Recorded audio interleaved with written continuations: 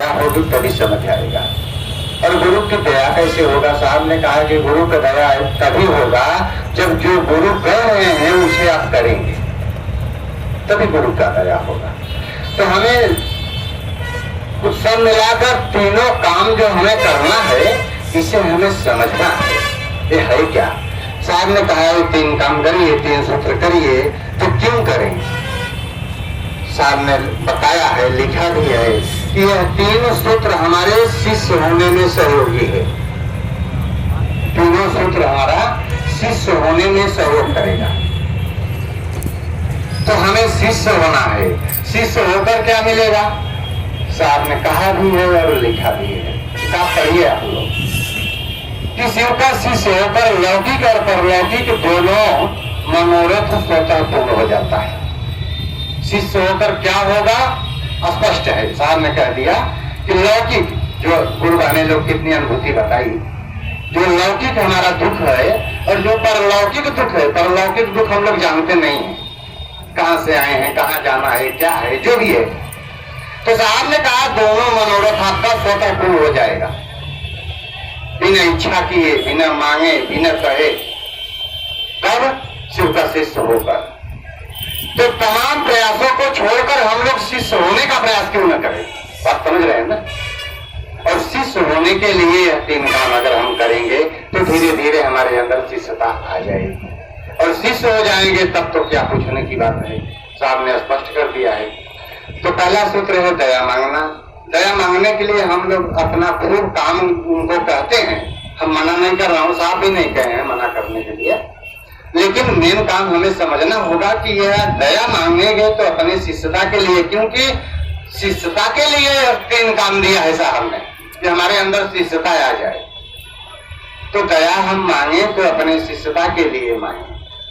पहले सूत्र का पहला लाइन है, हे शिव आप मेरे गुरु हैं। इसको हम लोग जान तो लिए हैं, बताए हैं लोग तो जान लिया, गुरु भाई गुरु बहन बताया तो जान लिया, लेकिन ये बात अभी समझ में नहीं आई है। पहले सूत्र का पहला लाइन बहुत इम्पोर्टेंट है, बहुत। हे शिव आप मेरे गुरु हैं, ये हम लोग कहते हैं, लेकिन मन अभी नहीं समझता कि शिव मेरे गुरु हैं।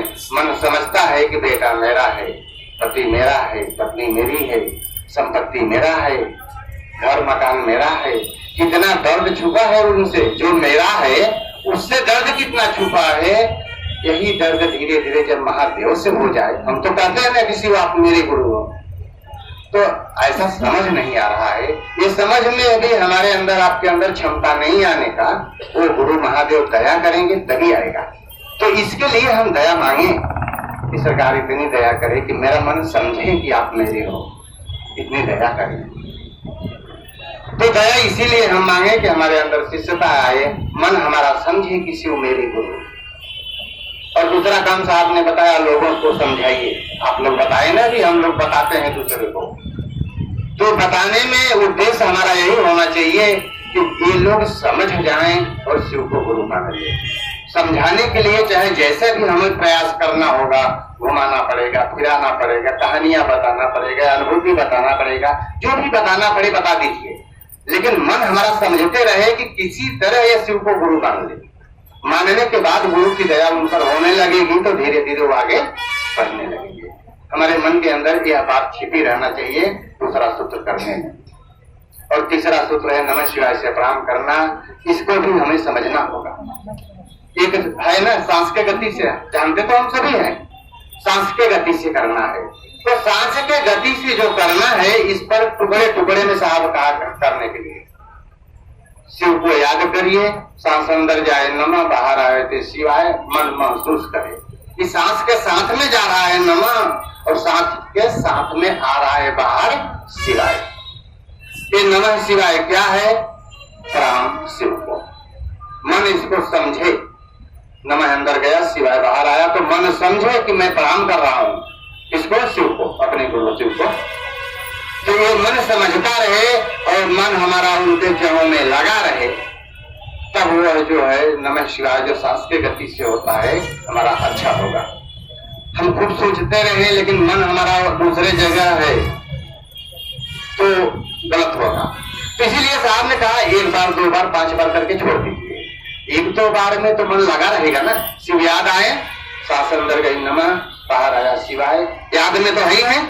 और मन समझ रहा है कि प्रणाम कर रहे हैं, मन झुक जाए तो प्रणाम हो जाए। इस तरह से प्रयास करें। और जो आप लोग कहें कि 108 बार करना है तो माला से करेंगे तो अच्छा है, गिनने की आवश्यकता नहीं पड़ेगा, उसमें 108 है। तो उसमें एक चीज का ध्यान देना है, साहब ने कहा यह बात को कि जब माला से हम लोग जब शुरू करेंगे नमः शिवाय से प्रणाम करने के लिए, तब यह विशेष ध्यान देना है कि तब सांस अंदर जाएगी नमः, सांस बाहर आएगा शिवाय, तो ऐसा नहीं करना। उसमें सांस अंदर आए चाहे बाहर जाए, उससे हमसे कोई लेना देना नहीं है।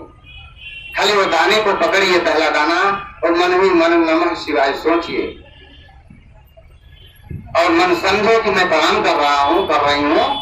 तो जैसे नमः शिवाय पूरा हो जाए, मन हमारा झुके, मन समझेगा कि प्रणाम कर रहा हूं तो मन झुके, मन झुके तो दाना आगे लीजिए। फिर दूसरी बार नमः शिवाय सोचिए, सांस पर ध्यान नहीं देना है, अंदर जाए चाहे बाहर आए। फिर नमः शिवाय करिए, मन समझ रहा है कि प्रणाम कर रहा हूं, और फिर हमारा मन झुके, फिर दाना आगे ले लीजिए। इस प्रकार एक माला करेंगे तो 108 हो जाएगा। तो हमें सूत्रों को समझकर सूत्र करना है। सूत्र कहा जाता है, सूत्र का मतलब होता है हर प्रश्न का हल करना।